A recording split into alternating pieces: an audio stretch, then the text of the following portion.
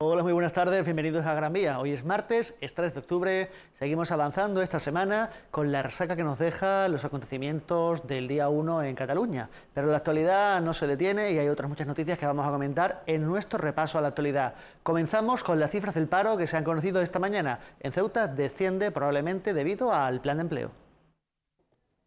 Septiembre ha finalizado con un descenso de 277 personas en las listas del paro en la ciudad. Así lo indican los datos del Servicio Público de Empleo Estatal, que señalan que el número de parados en Ceuta es de 12.384, un 2,19% menos que el pasado mes de agosto. Estas buenas cifras en el descenso del número de parados vienen marcadas por el impulso del plan de empleo que se iniciaba en el mes que acabamos de terminar. Además, los datos se desmarcan de la tendencia nacional, ya que el paro en el conjunto del país se ha incrementado en 27.858 personas durante el último mes y se sitúa en los 3.410.182 desempleados. Si tenemos en cuenta el cálculo anual, el paro ha descendido en 511 personas en Ceuta, una cifra que supone una caída del 3,96% en el número de desempleados. En este aspecto, la ciudad sí que sigue la tendencia nacional, ya que en el marco anual el paro en el conjunto de España ha descendido en más de 310.000 personas. Por sexo, siguen siendo las mujeres las más afectadas por el paro, con 7.298 desempleadas frente a los 5.086 hombres que no tienen trabajo en la ciudad. Los menores de 25 años, además, son uno de los colectivos más castigados por el desempleo, con 1.812 parados. También en esta franja de edad, ellas sufren más los efectos del paro, con 954 mujeres desempleadas frente a 858 hombres en la misma situación. Cambiamos de asunto. El hombre que fue apuñalado en el pantano el jueves ya ha dejado la UCI, está en planta y su condición, a pesar de ser crítica, evoluciona favorablemente.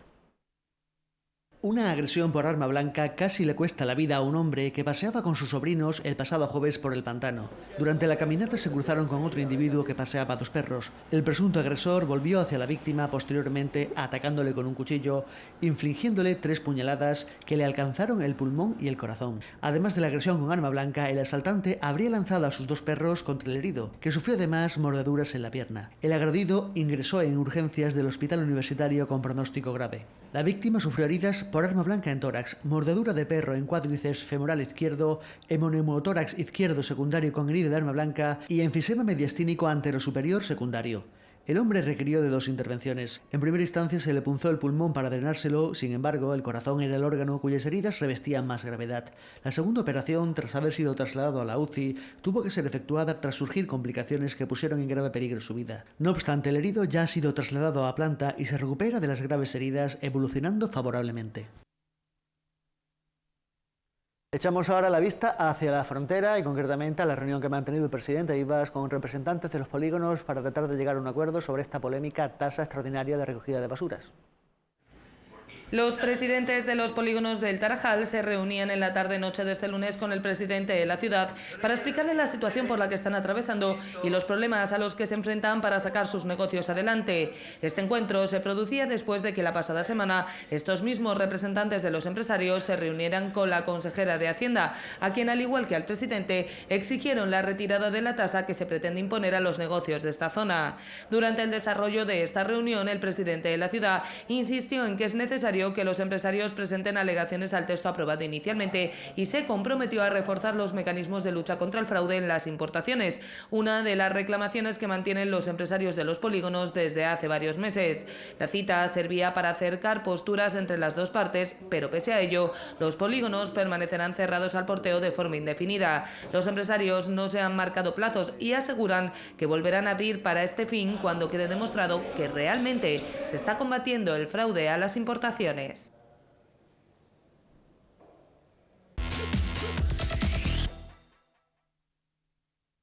Y continuamos nuestro repaso a la actualidad echando un vistazo a las principales portadas de los diarios. Comenzamos como siempre con El País. Nos presenta en su portada la noticia: Rajoy y Sánchez no alcanzan una respuesta común al separatismo.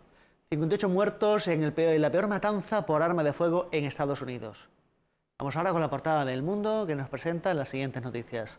Rajoy continúa indeciso mientras Puigdemont impulsa la rebelión. El último tiroteo más mortífero de la historia de Estados Unidos deja al menos 59 muertos. Turno ahora de los diarios locales. Comenzamos como siempre con El Faro, que ahora a esta hora, a las 6 de la tarde, poco más, nos presenta la siguiente noticia. La audiencia condena a los autores del gran incendio de 2012 en Parque de Ceuta. Agentes de la Policía Nacional, es la noticia que nos presenta El Pueblo. En Ceuta se concentran en apoyo a los efectivos desplazados en Cataluña. Vemos aquí la foto delante de la Jefatura Superior de Policía. Pasamos ahora a los diarios digitales. Comenzamos con Ceuta al día. El Tribunal Europeo de Derechos Humanos condena a España por expulsión colectiva de migrantes. Esta es la portada de La Verdad de Ceuta, la importancia de saber idiomas en Ceuta. Vamos ya con nuestro repaso al informe meteorológico para este martes. Tenemos una previsión de cielos nubosos durante casi todo el día. Habrá habido brumas matinales y quedando poco nuboso por la tarde. Las temperaturas tendrán pocos cambios, una máxima de 24 y una mínima de 20, y los vientos soplarán de nuevo de levante, aunque disminuirán durante la tarde. Ya ven el número premiado en el sorteo de la Cruz Roja Española, el 720, España. Recordamos, teléfonos de interés para cualquier emergencia, las 24 horas del día pueden contar con los profesionales que atienden el teléfono 112.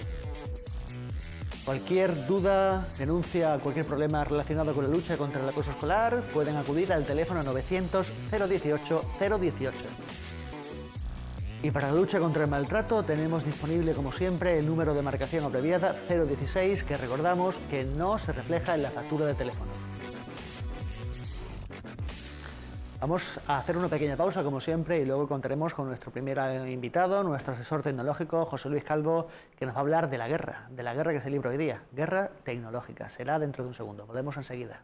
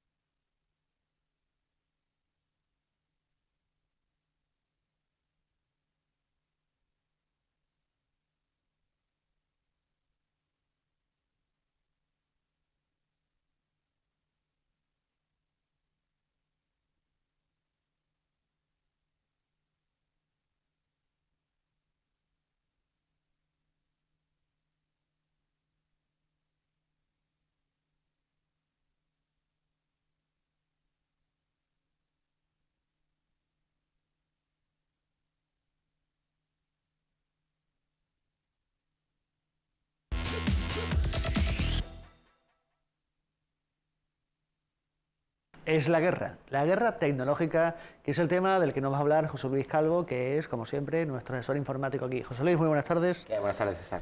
Muchas gracias por venir. José Luis, si digo que ahora mismo estamos en guerra, ¿estoy exagerando mucho?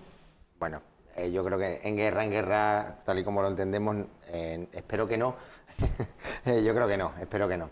pero sí que es verdad que se ha empezado a hablar mucho de guerra tecnológica y ciberguerra, ciberseguridad en los medios, y bueno, sobre todo a partir de las elecciones últimas que hubo en Estados Unidos, es cuando se ha hablado más esto de los ciberataques que han sufrido, los ataques que ha sufrido Estados Unidos, que acusaron a Rusia. No sé si nos acordamos de todas esas noticias en las que decían que Rusia ha intervenido los correos, que ha robado información de los servidores americanos para influir en el criterio de la gente. Y bueno, es cierto que sí que existe, ya no se hace la guerra como se hacía antiguamente, mandábamos a la gente al frente a pelearse, sino que ahora, bueno, pues hay una guerra un poco oculta ahí detrás de los ordenadores, en la que lo que se trata es un poco de modificar la conducta de las personas o de influir en la opinión de las personas para conseguir un objetivo. Hablando de un tipo de manipulación a las masas. Cuando hablamos de ciberataques, ¿qué se entiende por ciberataque y qué tipo de ciberataques hay?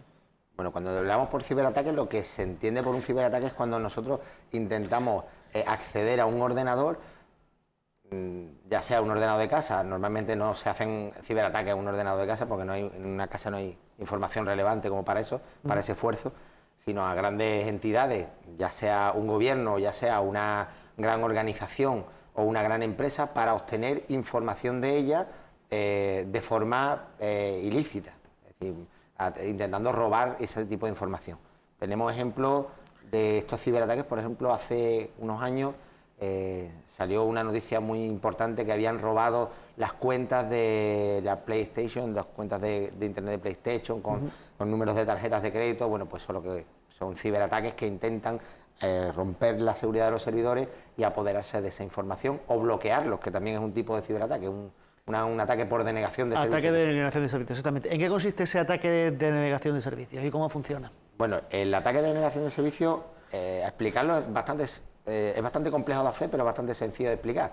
Lo que se trata es un poco de impedir que un ordenador que da un servicio lo pueda realizar, por eso se llama de denegación de servicios. Os pongo un ejemplo. Imaginamos que queremos bloquear a Google, y entonces lo que hacemos es enviarle señales a Google, enviarle correo, pero de forma masiva, de forma que lo que hacemos es saturar la capacidad del servidor. Por decirlo de alguna forma, es como, por poner un ejemplo simplificado al máximo, es como si llegáramos a una panadería y nos pusiéramos de acuerdo 3.000 personas para ir a pedir la barra de pan en el mismo momento. Con lo cual llegaría un momento que colapsaríamos la panadería, no habría pan, al final se montaría un pifostio en la puerta ahí, y nadie podría obtener su barra de pan, ni los que van habitualmente. Entonces se trata un poco de eso, es decir, hacer saturar el servidor que da un servicio para que deje de darlo. Estamos hablando de que se ponen de acuerdo millones de personas para meterse en la página de Google o en la página que sea, ¿o hay otra forma de hacerlo? No, evidentemente no es tan fácil como poner de acuerdo. Bueno, eso es muy complicado. Lo que se hace realmente es utilizar tecnología para invadir ordenadores de todo el mundo, lo que se viene a llamar el malware, del que hablamos algunas veces, a través de virus y este tipo de programas. Lo que hacemos es invadimos ordenadores que nos sirven para organizar el ataque. Entonces podemos utilizar las conexiones de muchos ordenadores. Realmente tú en casa, si te han hecho una infección para hacer un ataque por denegación de servicios, prácticamente no te enterarías, porque tú lo que haces es una petición a un servidor concreto, a uno de los servidores concretos de un gobierno, ya te digo, un gobierno, una empresa. Hacemos una pequeña petición desde casa, pero claro, estamos hablando de que yo desde casa lo hago, tú desde tu ordenador lo haces, y así miles de millones de personas, hasta superar la potencia que tiene de servicio ese ordenador que nos lo presta. Entonces lo que hacemos es colapsarlo. Entonces alguien cogería, te infectaría tu ordenador y te implantaría un programita, un bot, que haría que, sin que tú te des cuenta, tu ordenador esté pidiéndole una consulta, sigamos con el ejemplo de Google, a Google, a la vez que lo han hecho con un montón de ordenadores, de forma que todos esos usuarios, sin darse cuenta, están realizando el ataque, sus ordenadores, sin que ellos lo sepan. Claro, eso es una de las formas. También podemos, imagínate que queremos hacer un ataque a nivel guerra cibernética entre dos gobiernos. Pues tenemos a disposición todos los ordenadores del Estado. Por ejemplo, imaginamos que España quisiera hacer un ataque contra Portugal. Entonces vamos a bloquear los servidores de portugueses. Entonces cogeríamos todos los ordenadores de la administración y le pondríamos un programa, tendríamos millones de ordenadores mandando la misma petición en el mismo instante a un servidor, de forma que lo colapsaríamos. los servidores, el funcionamiento de un servidor es bastante sencillo. Por ejemplo, un correo, cuando yo mando un correo, eso le llega una petición al servidor de correo que tengamos, mira, quiero mandar este correo, y él lo coge, lo trata y lo envía a buscar la dirección del destinatario, la dirección IP, y lo buscaría, localizaría el ordenador en internet y se lo enviaría. Claro, eso cuando es uno. Los servidores tienen, como hemos dicho, una capacidad. Evidentemente, tumbar un servidor de correo de una pequeña empresa no es igual que tumbar los servidores de correo de Google. La potencia que necesitamos para tumbar a Google no es la misma que para una pequeña empresa. Pero bueno, se pueden, hay muchos tipos de formas de hacerlo. Una de ellas es invadir equipos que nos sirven como lanzaderas de las propias peticiones y nos permite sincronizar el ataque. Normalmente cuando se ha hablado todavía de guerra, era una guerra que se producía entre distintas naciones o alianzas de naciones. ¿Hoy día sigue siendo así o estas ciberguerras las realizan compañías privadas también? Bueno, hay una guerra que yo creo que es casi peor que las que hacíamos antes, en el sentido técnico, ¿no? Porque evidentemente en la otra guerra moría mucha más gente. Aquí, por suerte, aunque sea guerra, no muere nadie a priori. Pero sí que es verdad que están las guerras comerciales, que eso sí que es una invasión, una guerra constante que tienen unas empresas frente a otras. En algunos casos se dice, porque eso realmente no está demostrado, porque si no habría, los jueces se pondrían por medio, intervendrían, pero siempre te queda ahí la sospecha de que tal empresa está intentando hacer que los servicios de otra que hace la competencia no funcionen correctamente. Es decir, por ejemplo, imagínate Microsoft con Google, pues si Microsoft que intente, que no sé si es cierto, pues lo he puesto como ejemplo, pues son las dos más conocidas, que Microsoft está intentando que los servidores de Google no den el servicio correctamente, porque así la gente lo que hace es que pues utiliza más el servicio que dan ellos. Con ese tipo de guerra también está como me he dicho antes, robo de información, la guerra, sobre todo en temas de bancos, y más que económica, ahora mismo la economía se basa un poco en qué información puedo obtener sobre las personas, porque ahora tenemos un potencial muy grande que es conocer la vida o por lo menos los hábitos y las costumbres de las personas a través de Internet. Entonces, obtener esa información es casi mucho más, económicamente, es casi más relevante quizás que robar dinero en un banco, que es más obvio y además más fácil de seguir un rastro a lo mejor. Por lo que me cuentas, este tipo de ataques son más sutiles de lo que se suele ver, de lo que suele conocer la gente. Todos hemos visto películas donde se producía un ataque a un país, se colapsaban los servidores aéreos y se provocaban que aviones se cayeran. ¿Este tipo de cosas es ciencia ficción? ¿Pueden ocurrir? ¿Han ocurrido alguna vez que se sepa? Yo que yo tenga conocimiento, no sé si ha sido producido por un ataque en ese sentido, pero sí que es cierto que si consiguiéramos, por ejemplo, imaginemos el aeropuerto de Barajas o el aeropuerto del Prat, que son los dos más importantes que hay en España, si consiguiéramos tumbar la red informática de los controladores aéreos, tendríamos un caos bastante grande. Y pongo el ejemplo de lo que puede pasar, que no tiene nada que ver con el ataque, pero fue cuando entró en erupción este volcán en Islandia, que se cerró el espacio aéreo de varios aeropuertos. Fue un caos a nivel mundial, porque claro, se montó un caos de aviones que no llegaban, que hacían escala. Bueno, pues en ese sentido, un simple ataque cibernético a determinados puntos críticos que se llaman, puede producir quizás más daño, aunque no daño como lo conocemos normalmente en las guerras bélicas de gente muerta, pero sí quizás más daño a un país que lo que es las guerras normales. ¿Hay países que se sepa que se dedican a esto a nivel, o sea, desde antes Rusia se rumoreaba que durante las elecciones pasaba esta, Corea se dedica a atacar a la OTAN? ¿Hay algo así que se...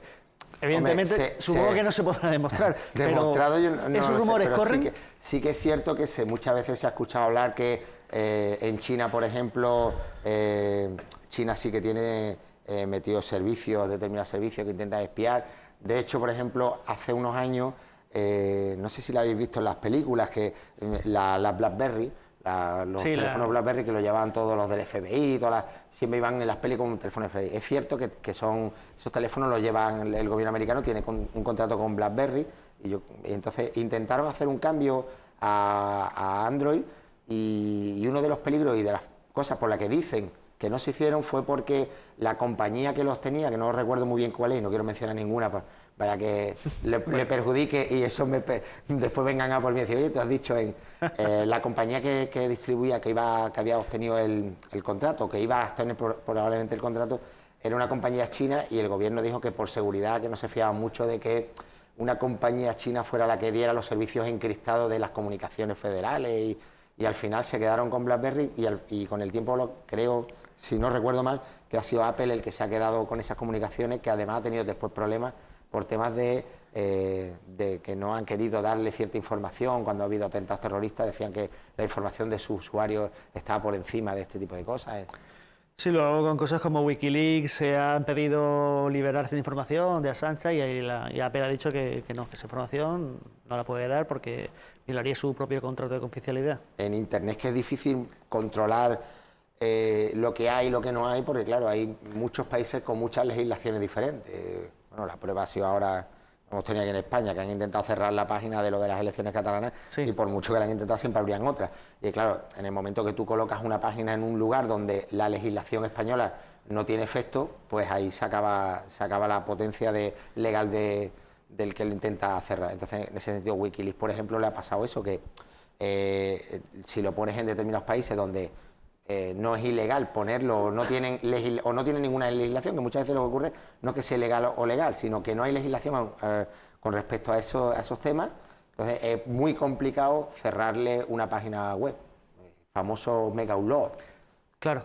Que intentaron cerrarlo y bueno, al final medio lo consiguieron, pero al famoso creador de Mega Upload no lo han detenido por el Mega Upload en sí, sino por fraude fiscal, por no declarar los impuestos en determinados países, no por el hecho de tener piratería informática, porque lo tenía en un país donde la legislación, o no había legislación al respecto. Sin embargo, después de eso ha abierto otro servicio, creo que es Mega, que no se llama Mega Upload, pero funciona, no está tan extendido como estaba Mega Upload, pero sigue funcionando. Yo quería comentarte un caso precisamente de ciberataque o de hackeo entre páginas, también piratas, es el famoso caso de la página donde se veía, bueno, por Dede, donde muchos de nosotros hemos visto películas, hemos descargado.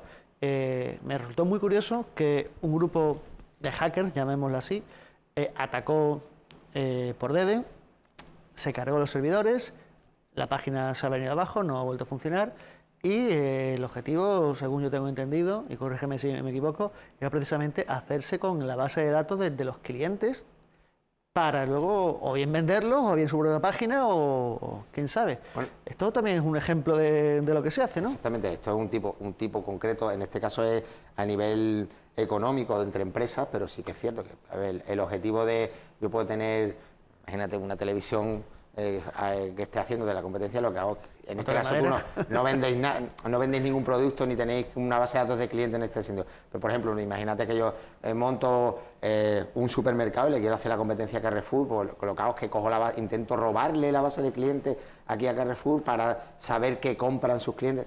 Ya lo hemos hablado en otros programas, tenemos mucha información nuestra, más información nuestra de la que nosotros pensamos la tienen empresas privadas.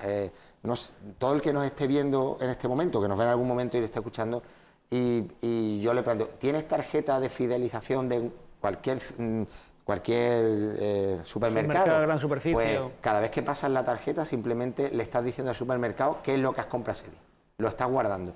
El supermercado sabe, es un ejemplo, ¿no?, pero sabe qué compras habitualmente, qué marca, qué producto, con qué frecuencia, cuándo lo necesitas.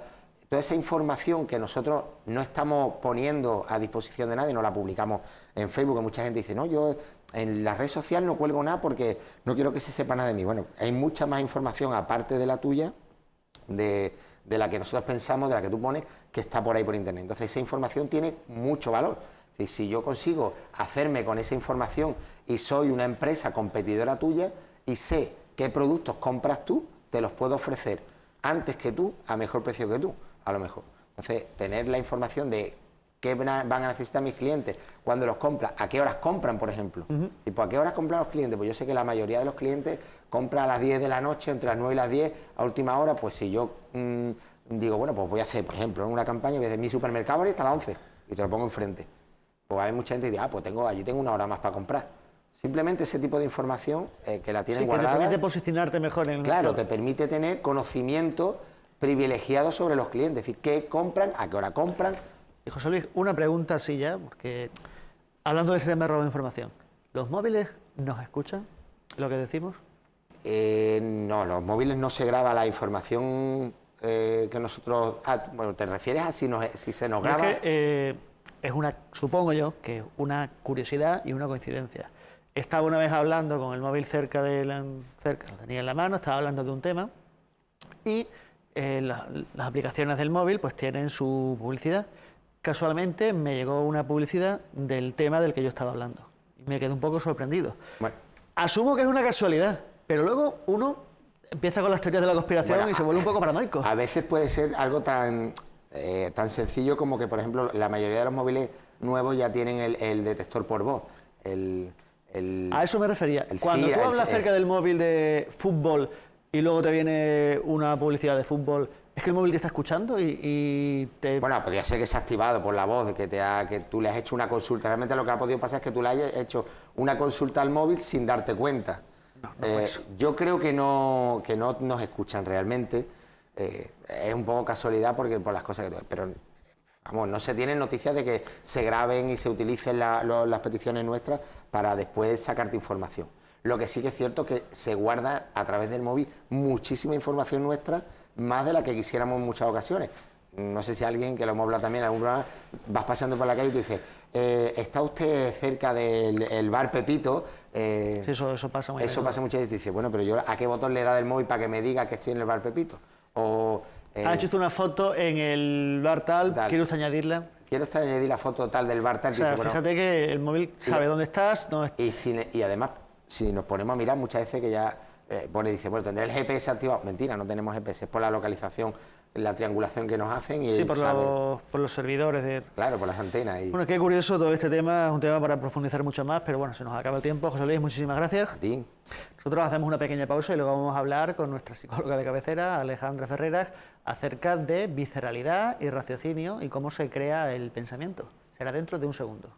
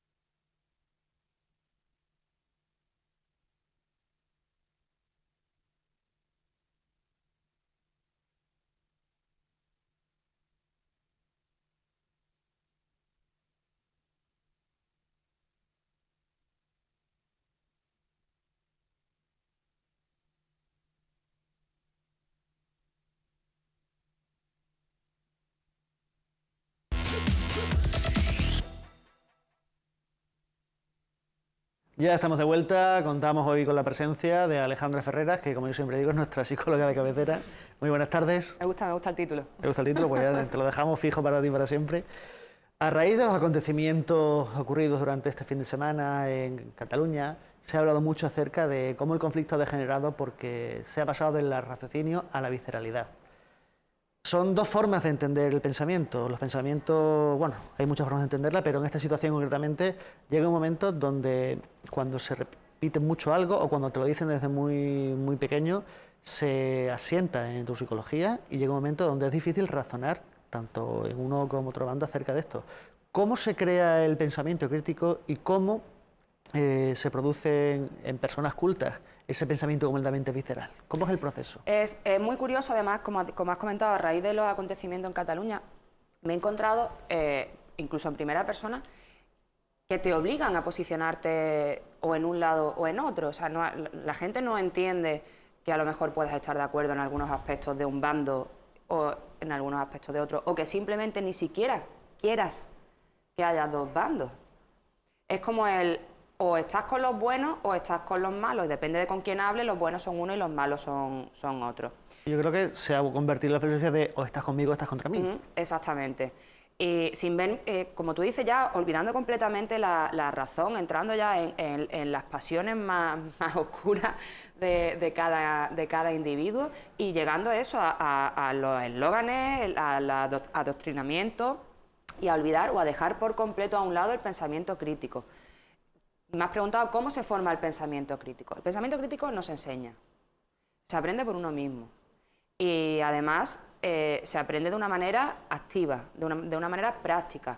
Por pensamiento crítico, lo primero, no voy a hacer ninguna definición, pero el pensamiento Definirlo crítico... un poco, sí, claro, por lo menos de no qué estamos deja de hablando. ser cómo vemos y entendemos el mundo y todo lo que ocurre a nuestro alrededor. Es decir, cómo entendemos que debe ser la sociedad que nos rodea y nuestro lugar dentro de esa sociedad. Nuestras actuaciones y las actuaciones de los que tenemos a nuestro alrededor. Vale. ¿Qué ocurre? El primer generador de pensamiento crítico se entiende y se entiende mal, debe ser la escuela. La escuela no genera un pensamiento crítico. ¿Por qué? Pues mira, fundamentalmente porque el currículum educativo que da la educación pública está politizado. Lo está dando un gobierno y además se ve muy claramente porque cambia el gobierno y cambia completamente el plan de estudio. No, en España no hemos sido capaces de crear una ley de educación que se mantenga. Por lo tanto, ya ahí tenemos la primera pista para que el generador de pensamiento crítico dentro de la escuela a través del currículo oficial no vamos a encontrar. Sí lo podemos encontrar a través de los individuos que conforman la escuela, es decir, alumnos, padres y profesores, pero casi siempre además dándole la espalda o independientemente de ese currículo oficial. Por otro lado, tenemos los medios de información. A día de hoy la información la tenemos al alcance de nuestras manos, pero tenemos que ser conscientes de que no toda la información que llega a nuestras manos es veraz y tenemos que contrastar esa información. Es increíble la cantidad de vídeos, de imágenes, de noticias, que además en estos días vamos a seguir a colación de Cataluña, sí, que han rodado por las redes sociales. Una enorme cantidad de bulos que la gente ha defendido como verdades con uñas y auténticas. dientes, como el que decía que estaba allí, que lo había visto y que lo había grabado con su propio móvil. Cuando muchas de esas cosas es obvio que no son verdad. Que no eran ciertas y muchas de ellas incluso se han desmentido y ves hilos de conversaciones, discusiones, peleas, porque ya no llegan a ser ni debates, se convierten en peleas en las mismas redes sociales y está colgando alguien la noticia y está alguien justo detrás poniendo, pero vamos a ver, mira, si es que esta noticia es de hace 3 años, que te están manipulando, que te están utilizando, que no hay más. Si es que esto es que nos podemos remontar incluso al Príncipe de Maquiavelo, ¿vale? En el que el príncipe tiene que aumentar su poder, tiene que perpetuar su poder y aumentarlo, y a través de el miedo o el apoyo del pueblo, ¿vale? El miedo del pueblo ya no lo podemos tener porque en la sociedad actual no es tan fácil obtener o no es tan fácil generar ese miedo, aunque en ciertos sectores de la sociedad aún se sigue haciendo. Pero el apoyo sí. ¿Y qué mejor manera de obtener el apoyo que generar identidades? Es decir, la primera forma que tiene nuestro gobierno, el que sea, yo no voy a entrar ni en un partido político ni en otro porque no es la cuestión que nos incumbe ahora mismo. pero es generar identidades, es decir, es prefabricar pensamientos, ideas, ideologías, y eso se hace a través de la educación, tanto en escuelas como en universidades, como a través de los medios de información oficiales, como a través de redes sociales. Y no nos estamos dando cuenta que nos están manipulando, tanto de un lado como de otro, ¿eh? ¿Eso es a lo que tú te refieres cuando la gente dice que se habla de consignas, de símbolos y no se hablan de realidades políticas? Por ejemplo. Por ejemplo, ya estamos olvidando realmente el trasfondo de esta situación y ya nos estamos yendo a atacar o bien a los independentistas por un lado o bien a la Guardia Civil por otro. Además, es que se han creado esos dos bandos, la policía, Guardia Civil, perdón, no lo voy a decir, que han entrado cargando, o los independentistas, porque es que ellos antes pegaron, porque es que... Vamos a ver, señores, si es que es lo que nos están vendiendo, si es que es lo que quieren, es que es lo único que quieren que hablemos. Quiere que nos olvidemos del trasfondo político. En todo este conflicto se ha abandonado esa racionalidad y solamente estamos hablando de cosas completamente viscerales y emotivas. ¿Por qué? Porque además van a eso, van a las pasiones. ¿Cómo hemos llegado a eso? Supongo que eso no se ha creado en 2 meses, ni siquiera en 2 años. No, eso es así siempre. Nuestra sociedad actual actúa, vamos, es así. Vamos a ver. Se nos educa para que aceptemos la sociedad en la que vivimos. La aceptemos con sus virtudes, sus defectos, con sus pros y con sus contras, para que no la critiquemos. En el momento que hay un ser humano que se posiciona en contra de lo que es concebido como norma social o que critica algo en su entorno más inmediato o no hace falta, o en la sociedad más general, enseguida ya se le llama rebelde, ya se le llama... traidor o sea, da igual el calificativo que le pongas. Hay muchos apelativos a esto. Vale, ya no estoy entrando ni siquiera en qué es lo que critica o si en la crítica que está haciendo es válida o no es válida o es verdad o no es verdad. Estoy hablando ya de que se te escapa, antes incluso de que puedas llegar a decir, oye, a mí esto no me gusta, no me hace mucha gracia. Esto no me convence. Ya no están, es que ni siquiera nos están permitiendo en la máxima de descarte de duda de todo. Es que eso es lo que deberíamos hacer, es casi como se genera el pensamiento crítico. Duda absolutamente de todo. Ponlo todo en tela de juicio. Descarte, punto. Me estoy yendo ya mucho más para atrás. Es que sí, pero me está recordando una frase que he escuchado hace poco que decía: vivimos en un país donde los inteligentes dudan de todo y los estúpidos están seguros de todo. Al final estamos viviendo en esta sociedad. Es así. Una sociedad ignorante, una sociedad fácilmente manipulable, ¿vale? ¿Quién tiene la culpa de esa ignorancia, de esa desinformación, de esa información errónea? ¿El que la da o el que la recibe? Ajá, porque el que la da tiene culpa y mucho más sabiendo que está dando información sobre todo si sabes que estás dando, sabes directamente que estás mintiendo. Claro, cuando a ti te llega una información falsa y tú la transmites y bueno, estás perpetuando una información falsa, pero bueno, pero si tú la estás dando a sabiendas de que es una manera de manipular al pueblo, repito, de un lado y de otro, es una manera de manipular al pueblo, tú ya estás buscando un objetivo concreto a través de las informaciones que das, pero perdona, el que recibe la información no debería hacer algo por contrastarla, no debería hacer algo por tener su propia idea de lo que está ocurriendo, no la que los demás le están diciendo que tiene que tener, no la que la gente más cercana o que por simpatía o que le genera simpatía le está diciendo que tiene que tener.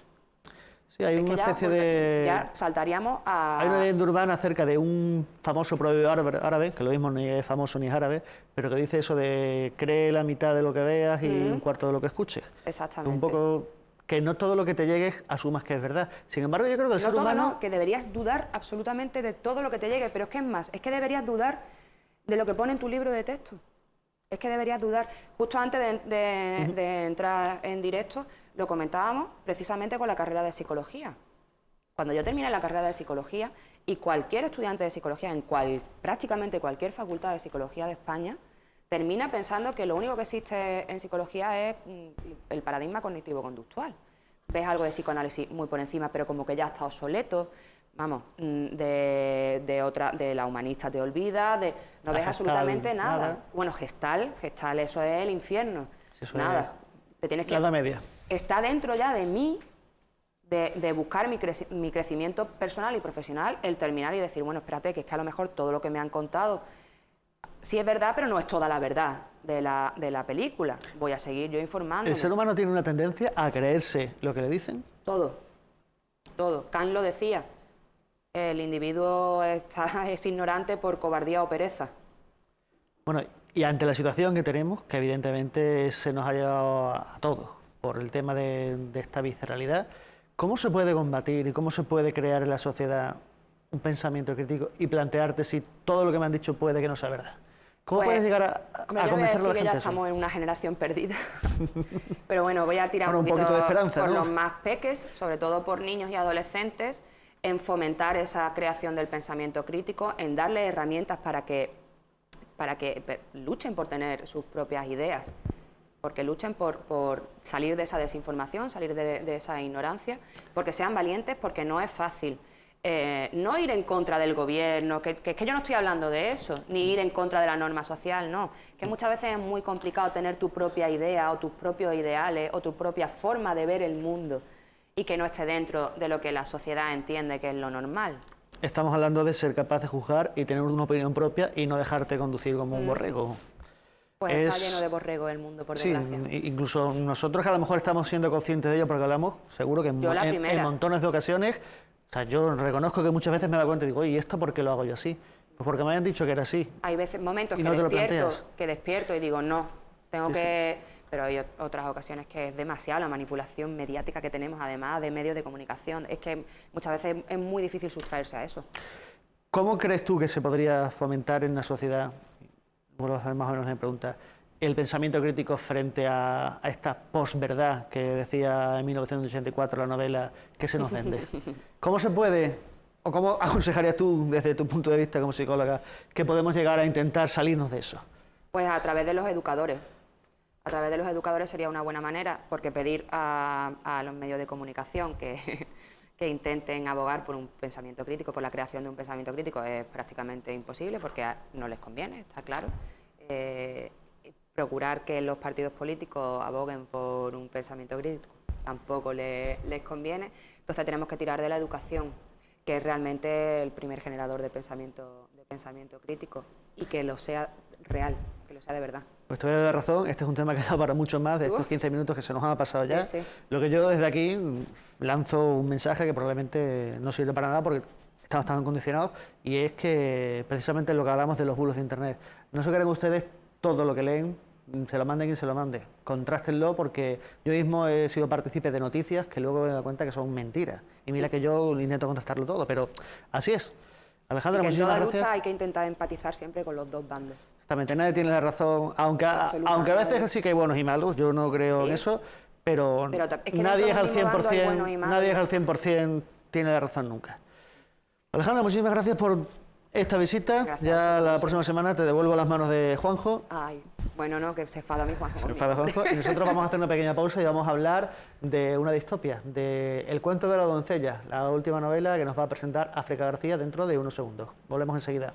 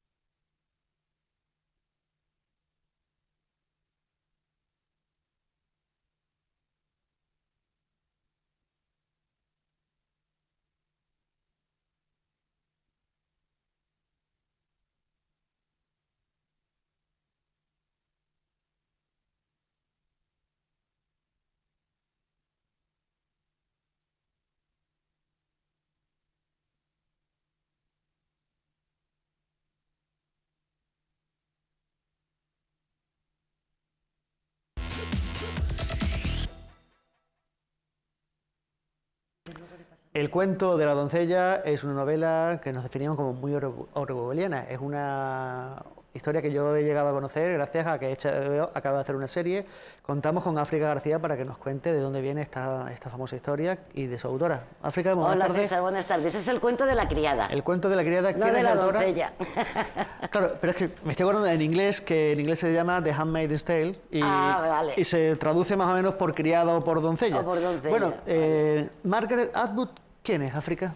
Bueno, Margaret Atwood está considerada una de las mejores escritoras canadienses. Tiene una trayectoria ya muy larga de trabajo. Está traducida a más de 40 idiomas, toda su obra. Acumula una cantidad de premios literarios importantes, entre ellos el premio Príncipe Asturias de las Letras. Y bueno, pues entre sus novelas, digamos, más conocidas está precisamente el cuento de la criada, que fue escrita en 1985, pero ahora, en este año, la han vuelto a reeditar, bueno, pues por la temática que tiene, que es muy interesante, por cómo está escrito, que es una maravillosa escritora, y también porque ha sido la base de una serie que también se ha estrenado este año. Sí, esta serie, que la HBO está haciendo una serie estupenda y no tengo duda de que con este texto van a hacer una obra estupenda. ¿De qué trata el cuento de la criada? Bueno, el cuento de la criada es una obra muy orwelliana. También eso hemos comentado antes de empezar. ¿Por qué es orwelliana? Bueno, pues porque el cuento de la criada nos presenta un mundo, bueno, pues cruel, dominado por unos teócratas que mantienen a raya a toda la población, con unas leyes muy rígidas, y donde, por ejemplo, está prohibida la libertad de prensa, donde está prohibida los derechos de las mujeres. Esta sociedad que nos presentan es especialmente machista, ¿no? Se abole el derecho de las mujeres y tiene un papel fundamental, pues precisamente eso, la feminidad, el mundo de las mujeres, donde en este cuento de la criada están totalmente controladas, desde lo que comen, como visten, las visten con unos gorros así en forma de caperuchas para distinguir, y donde la función única y primordial de estas mujeres es la procreación. O sea, se están usando a las mujeres como, hablando así Malberto, como vacas para que creen más ganado. Efectivamente, solamente para la procreación. Y si se incumplen estas leyes, pues lo que te espera es la muerte. Estamos hablando de una sociedad completamente terrible. Terrible. A priori, la situación que nos plantea la novela parece prometedora por lo dramático que es. Supongo que en el desarrollo de la novela se intenta luchar contra esta sociedad. Toman como pretexto el terrorismo islámico para poder llevar a cabo este control férreo sobre la sociedad y sobre la gente, sobre la vida de la gente. Y claro, es orwelliano desde el punto de vista de que es como un poco visionario del mundo que en un futuro nos puede esperar. Bueno, pues ya pues con toda la inteligencia artificial, donde ya solamente también estarán asistiéndonos los robots, en fin, pues ella predice un poco un mundo que, como digo, como pretexto del terrorismo islámico, de la amenaza del terrorismo islámico, pues estos teócratas manejan el mundo a su gusto, y lo que no llegan a conseguir es dominar la mente, las mentes, ni dominar los sentimientos. Hasta ahí no pueden llegar. Por lo que me dices, con el pretexto del terrorismo islámico, crea una sociedad que corresponde a lo que yo imagino que sería una sociedad extremista, una sociedad islámica extremista a tope, ¿no? Totalmente, donde, bueno, pues como digo, las leyes son totalmente férreas, quien no las cumple tiene la pena de muerte, y Y bueno, pues un mundo que a mí desde luego no me gustaría, por supuesto, ver. No, yo creo que ninguno. Pero es un poco una metáfora de lo que el futuro nos puede esperar, de lo que pueden esperar a las generaciones siguientes, del sinsentido de la humanidad, ¿no? Porque yo, que soy muy observadora y intento, bueno, pues estar un poco pendiente de los avances que se van haciendo en la humanidad, que por supuesto los hay, pero yo creo que el ser humano se está cavando su propia fosa. En este sentido sí que se parece mucho a 1984 de Orwell, porque aunque la sociedad de 1984 no tiene algunos de los matices, sí que plantea esa humanidad deshumanizada, desnaturalizada, que como una especie de moraleja de lo que podría llegar a ser la humanidad. Sí. Bueno, de hecho Orwell en 1984 ya está prediciendo un futuro que ya es presente, porque él hablaba de que sería una sociedad en la que estaríamos controlados, vigilados, y bueno, pues ya sabemos que existen las cámaras por todos los sitios, que si vamos por la calle o estamos en una tienda, estamos controlados, estamos vigilados, y eso ya lo predijo Orwell. Mira, o sea que ese futuro tampoco está tan lejano. Esta novela que la has elegido tú, yo no te he dicho la que tienes que coger, precisamente. Es estupendo que hablemos de ella hoy, porque en la primera sección hemos hablado de la guerra tecnológica y de cómo nuestra información, cómo nos vigila la red, y en el segundo apartado hemos hablado de la visceralidad y cómo el pensamiento crítico se anula por las consignas masivas. Un poco hemos hablado sin querer de la situación real que puede desembocar en este futuro de esta novela. Sí, claro, en las sociedades totalitarias, como es el caso del cuento de la criada, por supuesto, el espíritu crítico queda totalmente anulado. Nadie puede tomarse la libertad de opinar situaciones o en el mundo en el que vive, ¿no? Es un totalitarismo absoluto y bueno, yo no sé, no me gustaría, por supuesto, ver nada de eso, pero sí es verdad que nos vamos deshumanizando. Yo creo que el ser humano nos estamos cada vez más deshumanizando porque le estamos dando prioridades a cosas que deberían tener un poco también su freno, ¿no? Siempre digo que las cosas no son buenas ni malas, sino cómo se utilizan. Entonces quizá nosotros estamos pasándonos de rosca muchas veces en cómo utilizamos pues las nuevas tecnologías. Un ejemplo, hoy día, si tú te fijas y vas por la calle, todo el mundo está con el teléfono en la mano, están andando y están con el teléfono móvil en la mano. Están cruzando un semáforo, están con el teléfono móvil en la mano. Sí, están en una reunión familiar y están con el teléfono en la mano. A ese teléfono móvil, o sea, como si fuésemos realmente enchufados. Esto lógicamente tiene que tener sus consecuencias, porque la mente nos la vamos acoplando a determinadas costumbres, a hábitos, y bueno, yo creo que esto, yo creo que ya está empezando a influir en las mentalidades, ¿no? En la gente, y porque hay gente muy rara. Yo ahora mismo veo que hay gente muy rara y muchos sinsentidos, ¿no? Estamos perdiendo mucho el norte. Yo creo que el ser humano estamos perdiendo mucho el norte. En esta era que se llama la era de la comunicación, nos estamos deshumanizando. Yo creo que al final lo que está provocando es que perdamos la capacidad de comunicarnos unos con otros. Yo siempre he definido la ciencia ficción, la buena ciencia ficción, como una hipótesis de qué sería de la naturaleza del ser humano llegado a una situación extrema. En este sentido, aquí estamos hablando de los peligros, lo dice aquí detrás, lo he leído, o sea, no me lo invento yo, de los peligros inherentes de mezclar religión y política. Yo creo que esta novela trata de eso, de la hipótesis donde, llevado a una situación tecnológica y de totalitarismo extremo, donde podría ser.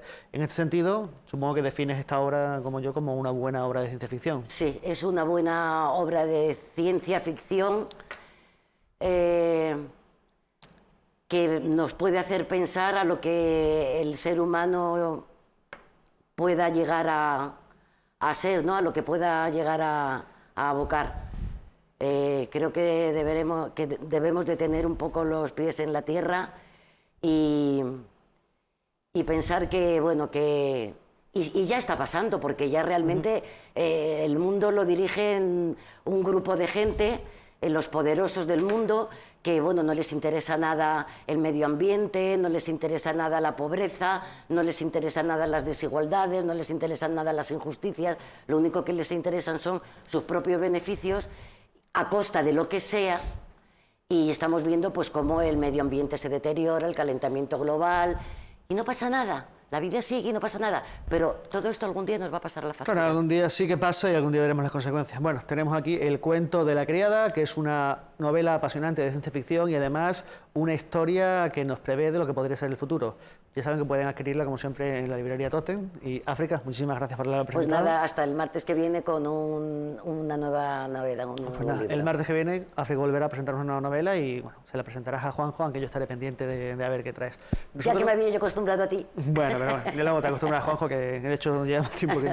Nosotros nos vamos a ir ya. Como siempre, les dejamos informados de todo lo que ocurre en nuestros perfiles sociales, en Facebook, en Twitter y en nuestro informativo de las 8 que presenta mi compañera Laura Ortiz, el informativo Noche de CEU Televisión. Nosotros volvemos mañana con más historias. Hablaremos de educación, hablaremos de teatro y hablaremos de temas muy interesantes. Hasta mañana, que pasen buena noche.